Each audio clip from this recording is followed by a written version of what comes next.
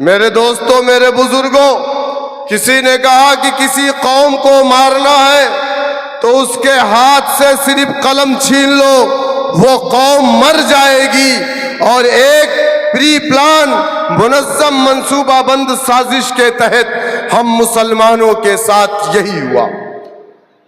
हिंदुस्तान की तारीख गवाह है इस बात की कि 75 सालों में हमने अपना डंडा झंडा अपना नेता नहीं बनाया।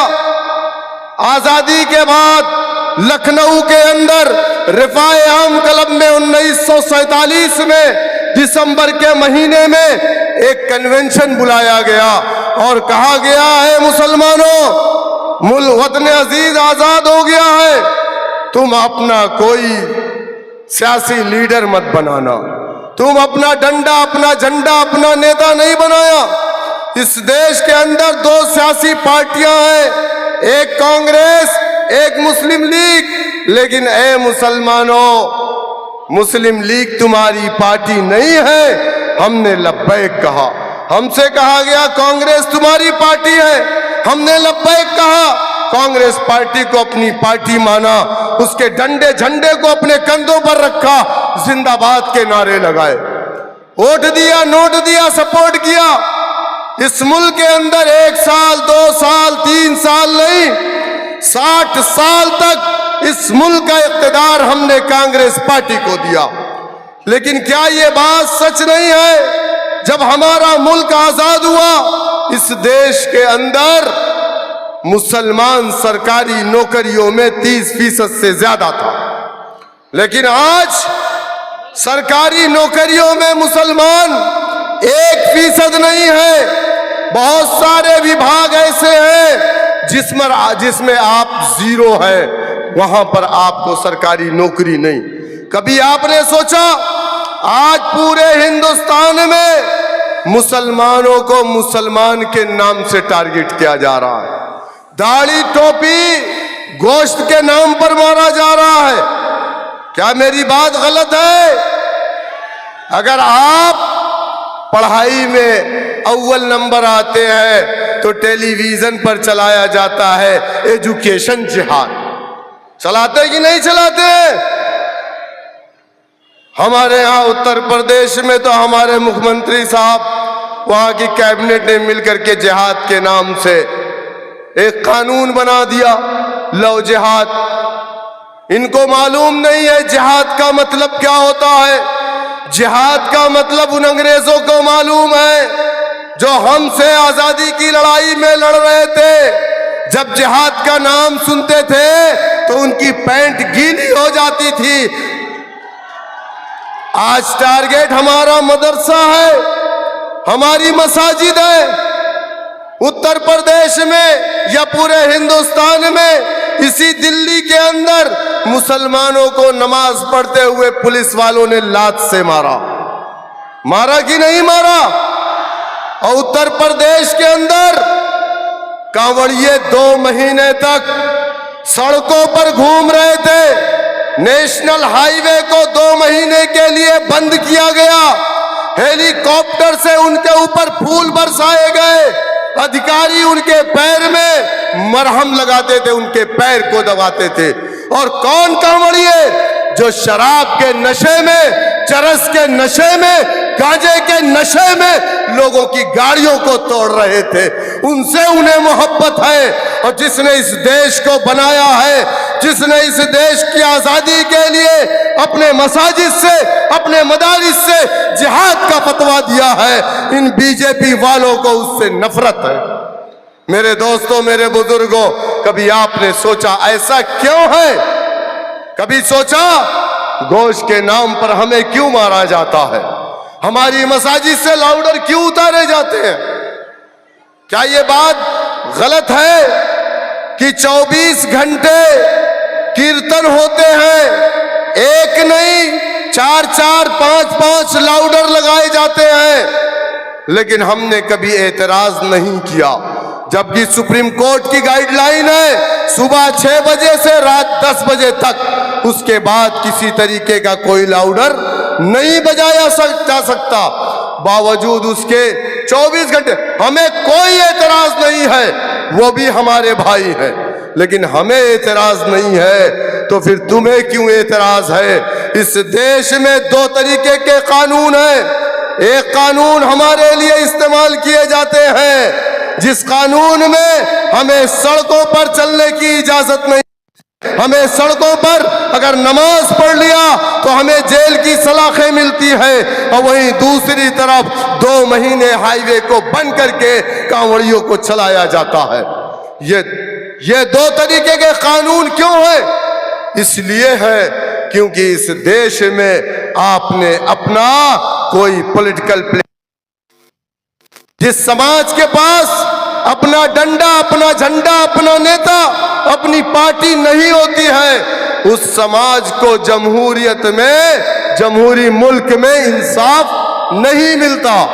उत्तर प्रदेश में 4% राजभर है, 6 MLA है, उसकी पार्टी है, उसका डंडा, उसका झंडा, उसका नेता। 11% निषाद है, उसकी पार्टी, उसका नेता, उसका डंडा, उसका झंडा। आपका डंडा, आपका झंडा, आपका नेता कहां है? आप बताओ मुझे। अरे मान्यवर काशीराम पंजाब की सरजमीन से क्यों आए थे? वो इसलिए आए थे कि उनके समाज के साथ नाइंसाफियां हो रही थी, अन्याय, अत्याचार, जुल्म, ज्यादती हो रही थी, जबकि उनके समाज के 131 MP हिंदुस्तान की पार्लियामेंट में थे, लेकिन जब उन पर अत्याचार, जुल्म, ज्यादती, नाइंसाफी हो रही थी तो वो खामोश थे। तब काशीराम उत्तर प्रदेश आए और एक एक गली में जाकर के क्या कहा? ऐ मेरे समाज के लोगों, अगर तुम ये समझ रहे हो कि हिंदुस्तान की पार्लियामेंट में बैठा SC ST का 131 MP तुम्हारा MP है, वो तुम्हारा MP नहीं है, वो कांग्रेस पार्टी का MP है। अगर तुम चाहते हो कि तुम्हारे साथ इंसाफ हो, तुम्हारे बच्चों को सरकारी नौकरी मिले, तुम्हारी माँ बहनों की इज्जतें ना लूटी जाए, तुम्हारे इलाकों में अच्छे स्कूल खुले, तुम्हारे इलाकों में अच्छी सड़कें बने, तो उसके लिए तुम्हें अपना डंडा, अपना झंडा, अपना नेता बनाना पड़ेगा। काशीराम पर लोगों ने इल्जाम लगाया कि ये काशी आया है, ये बीजेपी जब जनसंघ थी, कहा जनसंघ से पैसा पाया है, कांग्रेस को हराने आया। जिस तरीके से आज हमारे कायद पर इल्जाम लगाते हैं, कहते हैं बीजेपी की बी टीम है, हम बीजेपी की बी टीम नहीं है। जिस तरीके से काशीराम पर इल्जाम लगाने वाला कोई मुसलमान नहीं था, बल्कि उनके समाज का वो पुराना कांग्रेसी था, जिसको ये लगा कि काशीराम आएगा तो हमारी दलाली की जो दुकान है वो बंद हो जाएगी। हम पर इल्जाम लगाने वाला कोई हिंदू भाई नहीं है। हमारे दोस्त हिंदू भाई तो कहते हैं कि अगर हमारे पास इतना काबिल लीडर होता तो हम उसकी पूजा करते, लेकिन तेरा समाज कब समझेगा जो तेरे लीडर पर इल्जाम लगाता। हम पर इल्जाम लगाने वाले मुसलमान हैं, और वो मुसलमान जो आम आदमी पार्टी के चपरासी हैं, वो मुसलमान जो कांग्रेस पार्टी के दलाल हैं, वो मुसलमान जो बीजेपी के अंदर जाकर के अपने पेट को भरने के लिए हमें बुरा भला कहते हैं।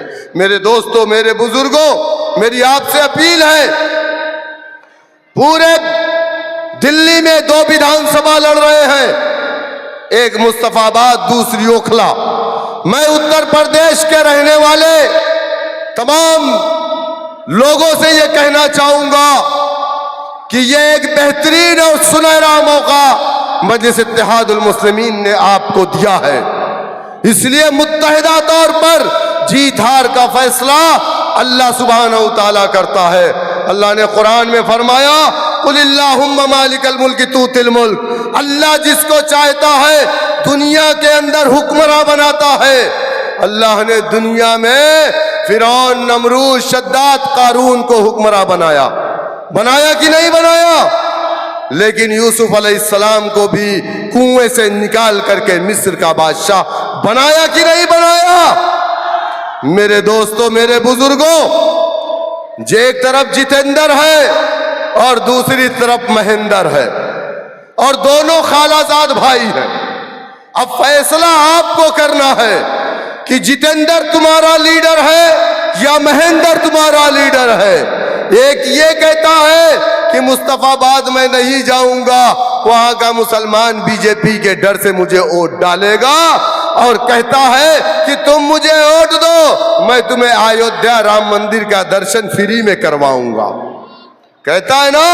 और दूसरा कहता है तुम मुझे वोट दो, मैं तुम्हें मथुरा और काशी दिलवाऊंगा। दोनों में कोई फर्क नहीं है, दोनों एक सिक्के के दो पहलू हैं। मेरे दोस्तों, मेरे बुजुर्गों, मेरी आपसे अपील है, डरना नहीं है, घबराना नहीं है, तूफानों से आंख मिलाओ, सैलाबों पर वार करो, मल्लाहों का चक्कर छोड़ो, तैर के दरिया पार करो। आने वाली 5 तारीख को क्या करेंगे, क्या करेंगे?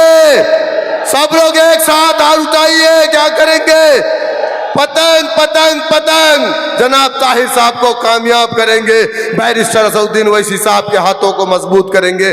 बहुत बहुत शुक्रिया। अस्सलाम वालेकुम रहमतुल्लाह। आइए के सदर हाजी शौकत साहब से गुजारिश कर रहा हूं, जिसने उत्तर प्रदेश में मजलिस के झंडे को बुलंद किया है, जोरदार तालियों से इस्तकबाल कीजिए शेर उत्तर प्रदेश हाजी शौकत साहब। अस्सलाम वालेकुम वरहमतुल्लाहि वबरकातुहू। औज़ु बिल्लाहि मिनश शैतानिर रजीम, बिस्मिल्लाहिर रहमानिर रहीम। डाइस पे तशरीफ़ फरमा ऑल इंडिया मजलिस इत्तेहादुल मुस्लिमीन के कौमी सदर, काबिल एहतराम इज़्ज़त माब आली जनाब बैरिस्टर असदुद्दीन ओवैसी साहब, मेरे बड़े भाई दिल्ली के सदर जनाब शोएब जामी साहब, दीगर तमाम मजलिस इत्तेहादुल मुस्लिमीन के ज़िम्मेदार साथी, उत्तर प्रदेश से तशरीफ़ लाए मेरे रफ़्का और यहाँ पर बड़ी तादाद में तशरीफ़ फरमा मुस्तफ़ाबाद के गयूर नौजवानों, मेरे बुज़ुर्गों, पर्दे में बैठकर सुनने वाली मेरी इज़्ज़तदार माँ और बहनों, ये एक चुनावी जनसभा है और 5 साल में एक मरतबा आपको मौका मिलता है कि आप अपने दरमियान से अपना नुमाइंदा चुन करके ऐवानों में भेजें, वो विधानसभा हो या लोकसभा हो। आपको मौका मिला है, आपकी एक दिन की गलती आपको 5 साल तक पछताना पड़ता है। अगर आपने सही फैसला लिया तो कम से कम आपको पछताना नहीं पड़ेगा। मेरी आपसे अपील है कि आने वाली 5 तारीख को चुनाव निशान पतंग जो 7वें नंबर पर है ईवीएम मशीन पर, इतना दबाइए कि वो आवाज़ पूरे हिंदुस्तान में जाए कि मुस्तफ़ाबाद से, जिसे अरविंद केजरीवाल ने ये कह करके छोड़ दिया था कि ये दंगाई है। जो बात बीजेपी ने कहा वही बात आम आदमी पार्टी ने कहा, इसलिए कहा क्योंकि उसका नाम ताहिर हुसैन है। मेरे दोस्तों, मेरे बुजुर्गों, मैं अपनी बात शुरू करूंगा एक शेर के साथ कि ज़मीं के नीचे से खंडर ज़रूर निकलेगा, ज़मीं के नीचे से खंडर ज़रूर निकलेगा, हमारे नाम का पत्थर ज़रूर निकलेगा। ज़मीने, अरे बात तो पूरी होने दो यार। हमारे नाम का पत्थर ज़रूर निकलेगा, ज़मीने हिंद की तह को कुरेद कर देखो, मेरे बुजुर्गों का भी सर ज़रूर निकलेगा। मेरे दोस्तों, मेरे बुजुर्गों, मैं आज दिन में मुस्तफ़ाबाद के मोहल्लों में घूम रहा था तो यहाँ पर मैंने देखा ना यहाँ पर सड़क है, ना यहाँ पर नाली के ऊपर कवर ढक्कन है, ना नालियों से कचरे निकाले जाते हैं, ना सड़कों पर रखे हुए कचरे को फेंका जाता है। मुझे मेरे साथियों ने बताया कि यहाँ पर स्कूल नहीं है, मेरे साथियों ने बताया यहाँ पर मोहल्ला क्लिनिक नहीं है, मेरे साथियों ने बताया यहाँ पर कोई कम्युनिटी हॉल नहीं है। यहाँ पर लोगों ने मुझे बताया कि नौजवानों के अंदर नशा करने की आदत हो गई है।